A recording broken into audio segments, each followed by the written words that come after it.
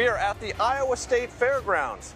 We have shed our air-conditioned comfort in Washington, D.C. and come here to a breezy, sun-splashed Midway right here in Des Moines, Iowa. We're not the only ones who are here, of course. Republican presidential candidates have been making their pitch basically here all week.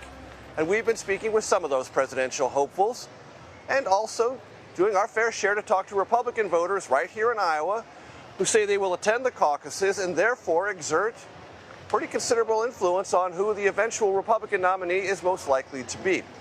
For more on all this, I want to bring in Amanda Rooker and Musadiq Bidar. Amanda is the chief political reporter for KCCI, our affiliate here in Des Moines, and an excellent affiliate it is, I'm here to tell you. Musadiq, of course, is a CBS News political reporter. Moose, Amanda, it's great to see you. Amanda, tell me where Trump is in Iowa right now. The poll's showing with a huge lead. Is that where things stand? Well, at this point, Major, Donald Trump is the front runner, and for everything that I'm hearing from Iowa Republicans, it's Donald Trump's race to lose in Iowa right now. Electability seems to be a major argument that people are making, but Donald Trump, when he comes here and when he talks to Iowans, he claims and he says, I've won before, you voted for me before, you know who I am. He has that mega celebrity status, and we saw that when he came to the Iowa State Fair. We saw people wanting to see him climbing up on trucks even to see Donald Trump. Yeah. But that's not to say that that could change. I mean, we have 5 months to go till that January 15th caucus date, but right now, it's Donald Trump's universe here. Musadiq, Trump has won here in general elections. He did not win here in the caucuses in 2016. Yep. And when Amanda says, and I think she's right, it's his race to lose, when you talk to voters, Republicans around here, is there a mechanism by which they can imagine Trump losing this race? There is, and when we talk to voters about this, the one thing they tell us is they love the former president, they love his policies, they love what he's done for the country, but they are starting to feel hesitant about supporting him on caucus night, and they point to the indictments, they point to the language he uses, they point to the way he carries himself. And they are telling me and they're telling us that they're starting to get a little bit tired of that and they're looking for alternatives, and that presents an opportunity for some of these other candidates who've been here all week long. Let's talk about one of those other candidates. Tim Scott was here yesterday. I walked around the fairgrounds with him. So did Senator Joni Ernst. All the interactions were relaxed, enjoyable. He seemed to draw a pretty sizable crowd. Let's just play a little bit of sound from a brief session that Senator Tim Scott, Republican of South Carolina, had with a rather large group of reporters here yesterday. So the impression in Washington is that Trump's lead here in Iowa is insurmountable, is it? No, of course not. Why not? That's why I'm campaigning, because I believe that my optimistic, positive message is being rooted in Iowa, and that, frankly, our poll numbers continue to go up. That's great news. More importantly, people are showing up at large numbers, and my crowds continue to increase. That's even better news than even polling. So the good news is we have enough time to make this not into a two-horse race, and at the end of the day, we look forward to being the nominee. Will you commit to going to all 99 Iowa counties? I'm going to go to I'm doing a bus tour starting the week after next, and we're going to continue until we get done throughout the entire state. So what do you learn from going to a place like this that prepares you to be president? Well, I mean, one of the things that we should all learn is the importance of work ethic. Many folks get up at 5 o'clock, and the last thing they do is at 10:30 at night. So the importance of work ethic is undeniable. Number two, to do something that you're passionate about is really important. When you talk to the kids are really passionate about their responsibilities and the opportunity. Number three, realize that America provides so much diversity and opportunity. You know, whether you're a farm country or whether you look at education, the importance of our workforce and our discipline is undeniable when you come to the state fair. So the second part of that encounter was at a livestock barn here at the Iowa State Fair. And like almost all state fairs, this has a very large agriculture component to it. But Amanda, I want to ask you something in your reaction to what I asked Senator Scott about, because you know what I was driving at when I said, are you going to go to all 99 counties? Right. What did you take from his answer? Did you hear a commitment there or a bit of hesitation? A bit of hesitation, although what I have heard from Tim Scott and these candidates is their commitment to the grassroots politics that make Iowa, Iowa. Now, I'm not sure that is, locking down in that answer from Tim Scott to you, but I've heard from him before that he says he is committed to really developing this personal one-on-one FaceTime interaction that Iowans are craving when they're looking for, a potential alternative to Donald Trump. But there's a kind of history in Iowa of this 99 county thing. Right. If you go to all 99 counties, you have symbolically embraced the entire state. The full Chuck Grassley's done it for decades. Joni Ernst has now done it 9 years in a row. Ron DeSantis, as I understand it, has committed to that. But it's a huge commitment of time. Right. And campaign managers have historically said, look, some of those counties on the list of 99, there's hardly anyone there. What are you doing, wasting all this time going there? What do you think is the substantive and symbolic value of that kind of commitment? Does it make a difference? Well, I'll tell you, you mentioned Ron DeSantis there. Ron DeSantis right now has been on a bus tour with his super PAC through all 99 counties, and I was following him on one of those over the last weekend. He stopped in 6 counties in one day, one of them, Ottoman County. So small. I talked to an Iowan there who says, hey, we're small, we don't have a lot of population, and not all the presidential candidates are coming here. The fact that I shook Ron DeSantis' hand, I'm locked in, and I'm going to be caucusing for him. And so when they hear 99 counties, like you said, Iowans know what that means. Mm-hmm. That means I care about Iowa, and when I go to the White House, I'm going to be prioritizing Iowans' interests. I think that's how it translates to them. Evaluate DeSantis here in Iowa, Moose.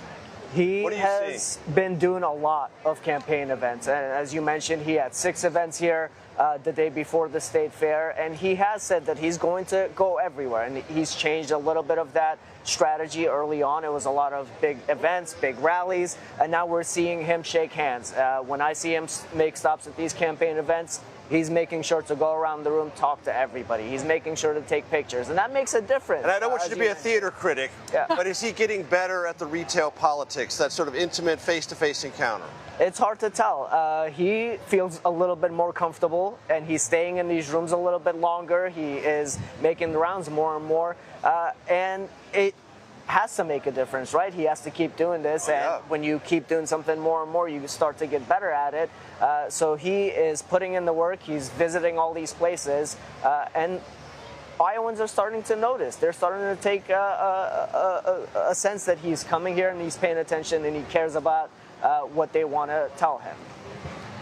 I want to play a soundbite from President Trump. He was here Saturday, and as you said, Amanda, drew an enormous crowd. Let's play President Trump's remarks. We stopped in 2020, we stopped in 2016. This blows it away. We set a record for people today, and you're very special. You're very special to me.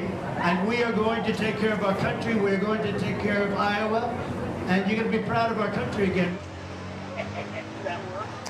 So big crowds, right? I mean, it was Absolutely. Legit. I mean, state fairs are crowded, right? Yes, especially on weekends. When I was there following him, it was as far as the eye could see. I mean, the Grand Concourse, it was shoulder to shoulder. Usually you can kind of navigate a state fair a little bit. You could not. I mean, people were rubbing shoulders. And people that I talked to, too, that were here to see him, a lot of them told me they got here when the state fair opened. They got in a line, sometimes 30 people deep, just to hear a glimpse of what he had to say inside kind of a restaurant he turned into an auditorium. Of course, he didn't do kind of the mainstay fair things. He did the typical Trump fanfare. I'm going to do my own thing. Fair to say a bigger crowd than anyone has drawn by far. Oh, so here's something that is hard to say. You heard him say there, record-breaking crowds. He always says that, though. Typical Trump talk, right? I mean, there is no definitive record. I have some experience with this lady. Right.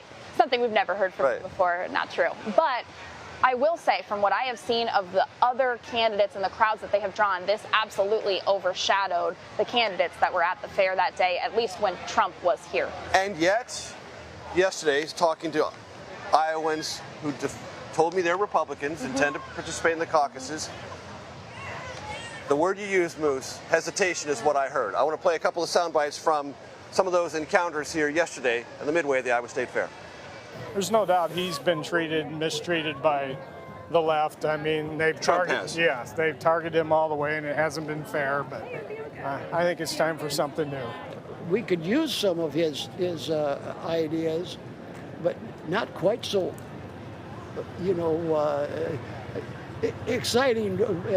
I don't know what word I want to use there, but we got to tone it down just a little bit. Tone it down just a little bit. That's really not the Trumpian way now, is it? And I will say, Amanda, I heard that not once, not twice, but at least a half a dozen times. Some variation of, like him, good policies, remember that 4 years well, wish we could go back to that, and then this kind of breath. But I'm not sure, A, he can win, I'm not sure I'm comfortable with him anymore.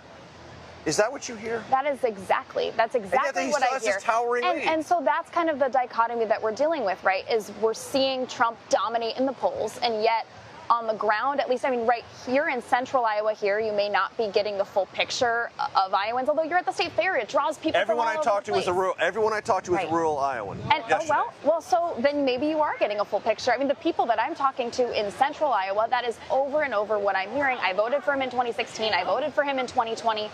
But I'm just not sure that he can actually win in the general election, or I'm not sure that he really has my best interests at heart. He's maybe distracted.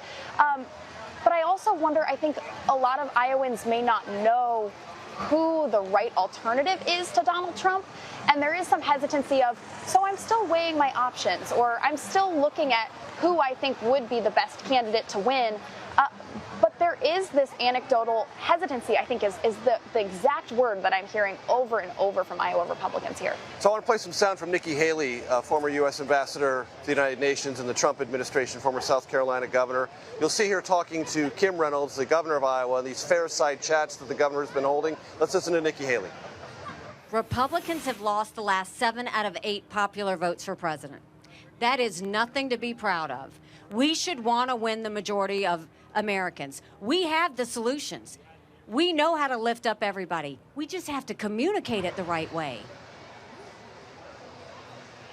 Communicate it the right way. Oh, yes. Every political party, every political figure I've ever covered who's in a moment of distress always says, it's not me, it's the way it's being communicated. That's the problem. It's always communication. So let's talk about communication and Nikki Haley. Moose, how's she doing in Iowa?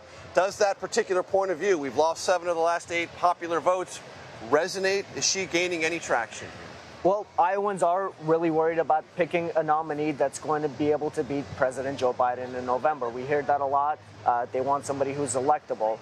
Ambassador Nikki Haley, former UN Ambassador Nikki Haley, has been here a ton. She started her first trip here in February, and she came back a lot.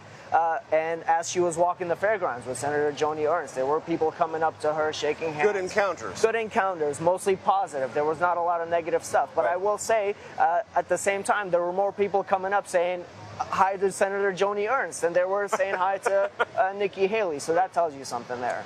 Musadiq Bidar, Amanda Rooker, stay by. You're going to come back for segment We'll be 3 right or whatever the number is. Thank you. It's hard for me to keep track of numbers here on live television.